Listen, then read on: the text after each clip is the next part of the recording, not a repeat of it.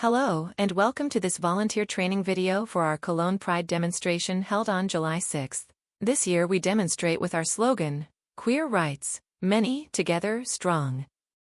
If this is your first time with us, you may have a lot of questions. No worries, we will make sure you will be well prepared for your job. But before we start, let's introduce you to the team. Lisa and Hans are the assembly leaders. They are the legal responsible persons for our demonstration. Section 1, at the start of the parade, will be managed by Marcus and Karsten.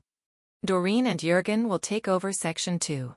Whereas Section 3 is going to be handled by our other Marcus and Birgit. Lastly, the end of the parade, Section 4, is in the capable hands of Martina and Stepan. But there are two more people on the team. Another Martina, she will support us wherever needed. And during the parade, Andre is going to take care of us with some sandwiches, water, fresh fruit, and some sweets. Why do we demonstrate? Well, I don't really think we need a lot of explaining here. Anyone can see what is going on in the world, how trans, gay, lesbian, and queer rights are being questioned, or even ignored. That would be enough reason to demonstrate, don't you think? Back to our demonstration. So, what exactly is your job? We are all here to make sure everyone is safe, both the participants and the audience. To achieve this, we need to secure, protect, assist. There are 3 different phases during our demonstration Sunday, which starts at 6:30. During the initial phase, we first meet in the same room where we will have our mutual training. The training will handle the same topics as this video, so you are well prepared, even if you don't understand everything that is being said during the training. After we have given you the final instructions, we will go out on the street. Overall, we have the following tasks. We make sure vehicles do not pass our roadblocks. We inform participants and visitors in the best way we can. We receive the participating groups. We check in the participating vehicles. We make sure all groups and vehicles are lined up in the right order, and we prepare to start. During Phase 2, the actual demonstration, we need to make sure that all vehicles have the correct number of stewards securing the vehicle. We greet the vehicle officers and contact them if there is an issue. We communicate with team members and participants. And of course, we are always friendly and supportive. Phase 3 is the nicest, but also slightly sad. The parade is over. Your help may be required to keep people safe in the dismantling area, and to make sure there is no garbage being dumped by participants. When all groups have arrived, we will all gather and walk towards the main stage. This is where we can get a drink and a meal, but the main act is yet to come. We will be on stage and the audience will cheer at us for a perfect job done.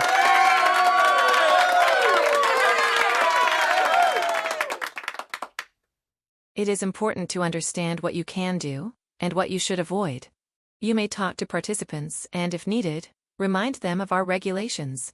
You can answer questions from participants and visitors or forward the question to your team leaders. And again, you should always be friendly. Now, what should you not do? Do not enter or climb on participating trucks. Do not touch people, for instance to push them out of the way. Do not touch any equipment or objects that don't belong to you. And do not give any interviews to reporters. Always forward press representatives to the assembly leaders. Some other important things for you to check. Let's start with the stewards. Every vehicle needs the correct number of stewards, making sure no one gets hurt by the rolling truck. All stewards are 18 years of age or over. Stewards need to always stay near the vehicle. The stewards shall not be under the influence of alcohol or other substances. Stewards are not allowed to perform any other duty, such as handing out flyers or merchandise. Participants on trucks shall not climb or perform any other acrobatics. If you feel someone has had enough or too much alcohol, please notify the vehicle officer and express your concern. The lifting platforms on all trucks need to be closed when the vehicle is moving. It is allowed to lower these to let people get in and out of the truck, but during this time, the truck cannot move. If trucks stop too often to lower the platform, please talk to the vehicle officer. Also make sure there is not too much space between the different groups and make sure the parade moves at a consistent and safe pace. Also, As long as the vehicles are not yet participating in the parade, it is not allowed to have the engine or a generator running or play music. Although participating groups are allowed to do a quick equipment check while waiting for the parade to start, this may only take a few minutes and the volume needs to stay way below the level that will be set during the parade. Let's tell you how you can follow this simple process should you encounter an issue. Whenever you notice an issue with a participant on a vehicle or any other shortcoming, find the vehicle officer and inform that person about your observation and how you feel this should be addressed. Please remain friendly and patient. If the vehicle officer disagrees or does not take the issue seriously, please inform your team leader. You should also inform your team leader if the problem persists, although the vehicle officer was informed and instructed. The moment your team leader takes over, you no longer have to worry about the problem. It will be handled by your team leader, and in case the issue cannot be resolved, the assembly leaders will address the issue. It is important you only address your concerns with the vehicle officer, not the individuals within the participating group. All vehicle officers have taken part in a mandatory training, they know the rules. And another important thing, if you don't feel you can resolve the issue, escalate it to your team leader. There is no need for you to get involved in a nasty problem. Now that you have more information on your job during the parade, let us look at the schedule.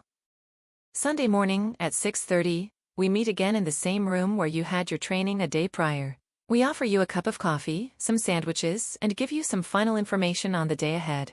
You will also receive your radio and other utensils, if you are performing a special task that day. Around 7:30 we line up for our team photo. After that you will follow your team leader, who will further instruct you. From 8 o'clock onwards, we will be receiving vehicles and put them in the right order. At 11 the demonstration will officially start. Politicians and activists will hold some speeches, and around 11:30 the assembly leader will give the final go for the first group to start moving. Around 3 o'clock, the first groups will arrive at our dismantling area. From there the pedestrian groups will be separated from the trucks and the vehicles will be prepared to drive back home.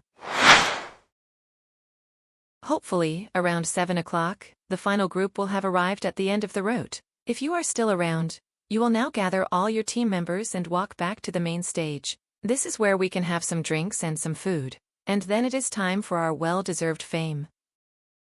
So, where will all this take place?